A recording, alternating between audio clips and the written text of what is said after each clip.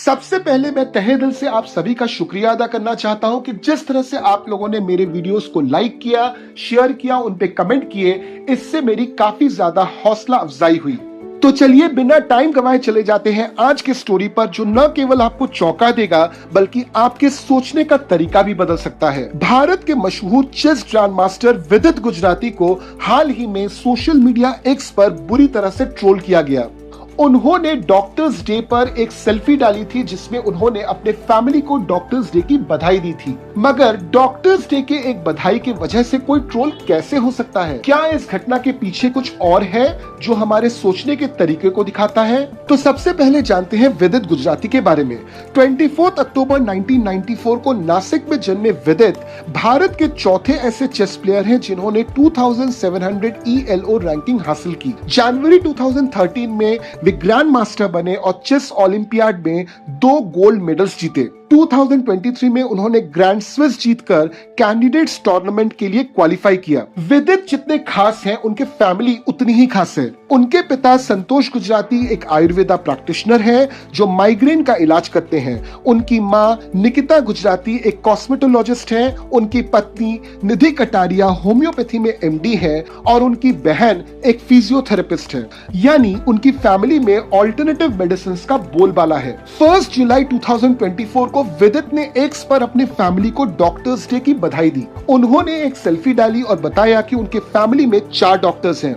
मशहूर doctor CA Philips, जिन्हें the liver dog के नाम से जाना जाता है, उन्होंने टिप्पणी की कि आयुर्वेदा, होम्योपैथी, कॉस्मेटोलॉजी और फिजियोथेरेपी वाले लोगों को असल में डॉक्टर्स नहीं बोलना चाहिए। तो सवाल उठा, क्या ऑल्टरनेटिव मेडिसिन को भारत में सम्मान नहीं मिलता? कहीं न कहीं आपको दिखेगा कि भारत में एलोपैथी का दबदबा है। 2015 में NSSO सर्वे के मुताबिक भारत के 90% लोग एलोपैथी को चुनते हैं, चाहे वे गांव से हो या फिर शहर से। एलोपैथी को साइंटिफिक और इफेक्टिव माना जाता है, जबकि आयुर्वेदा, होम्योपैथी और यूनानी जैसे सिस्टम्स को अक्सर लोग कम वैज्ञानिक मानते हैं। इन सभी चीजों को अगर आप मिला जुला कर देखें तो आपको दिखेगा कि ऑल्टरनेटिव मेडिसिन को भारत में एक सप्लीमेंट्री माना जाता है। अगर आप वेस्टर्न कंट्रीज की बात करेंगे तो वहां पे ऑल्टरनेटिव मेडिसिन के लिए जो इज्जत है वो भारत के बिल्कुल उलट है। वहां ऑल्टरनेटिव मेडिसिन की डिमांड बढ़ रही है। US में national centre for complementary and integrative health यानी कि NCCIH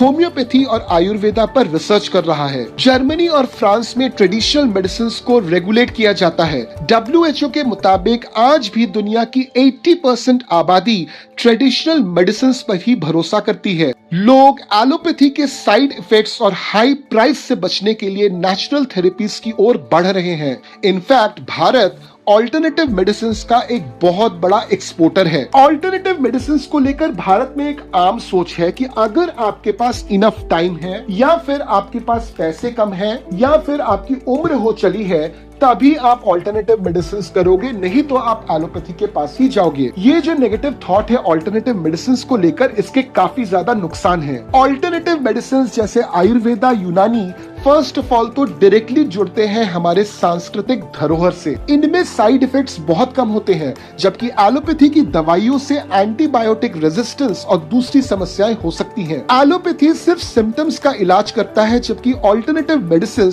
पूरे शरीर को ठीक करता है। तो अब सवाल यह है कि भारत में ऑल्टरनेटिव मेडिसिन को लेके जो मेंटालिटी बनी हुई है उसको बदले कैसे? तो सबसे पहले जरूरी है एजुकेशन एंड अवेयरनेस। लोगों को ये बताना होगा कि ऑल्टरनेटिव मेडिसिन कितने फायदेमंद हैं। उनका अप्रोच काफी ज्यादा होलिस्टिक है और साइड इफेक्ट्स बहुत कम है। WHO ने 2022 में $250 मिलियन का इन्वेस्टमेंट करके भारत में global centre for traditional medicine खोला है। इसका काम है साइंटिफिक एविडेंसेस निकालना कि किस तरह से ट्रेडिशनल मेडिसिन हमारे लिए ज्यादा फायदेमंद है in comparison to allopathy. In fact Bharat की खुद की एक मिनिस्ट्री है जिसका नाम है आयुष। 2025 में इसका बजट है 1200 करोड़ रुपए। ये मिनिस्ट्री ऑल्टरनेटिव मेडिसिन को बढ़ावा देता है। भारत में हाई टाइम आ चुका है कि हम इंटीग्रेशन की बात करें, यानी कि मेडिकल प्रैक्टिशनर्स जो हैं ये एलोपैथी और ऑल्टरनेटिव मेडिसिन को मिलाकर इंटीग्रेटेड मेडिसिनल प्रैक्टिसेस शुरू करें। एंड जैसे कुछ देर पहले मैंने आपको बताया कि आयुर्वेदा यूनानी ये कुछ ऐसे ट्रेडिशनल मेडिकल प्रैक्टिसेस हैं, ऑल्टरनेटिव मेडिकल प्रैक्टिसेस हैं जो पूरी तरह से लिंक्ड हैं इंडियन कल्चर के साथ। तो इन ट्रेडिशनल प्रैक्टिसेस को हमको अपनाना चाहिए क्योंकि इसी में हमारा कल्चरल प्राइड है। विदित गुजराती का एक्स कंट्रोवर्सी सिर्फ एक बहस नहीं बल्कि भारत में हेल्थ केयर की हकीकत को दर्शाता है। एलोपैथी जरूरी है लेकिन ऑल्टरनेटिव मेडिसिन का भी सम्मान होना चाहिए। एजुकेशन, रिसर्च और इंटीग्रेशन से हम एक ऐसा हेल्थ केयर सिस्टम बना सकते हैं जो सबके लिए फायदेमंद हो। तो आपकी क्या सोच है इस पूरे टॉपिक को लेकर, हमको कमेंट में जरूर बताइए। वीडियो अगर आपको अच्छा लगा तो इसको लाइक कीजिए, शेयर कीजिए। चैनल को सब्सक्राइब नहीं किया है तो सब्सक्राइब कर लीजिए। मैं आपको वापस से मिलूंगा दूसरे वीडियो में एक नए टॉपिक के साथ। जय हिंद।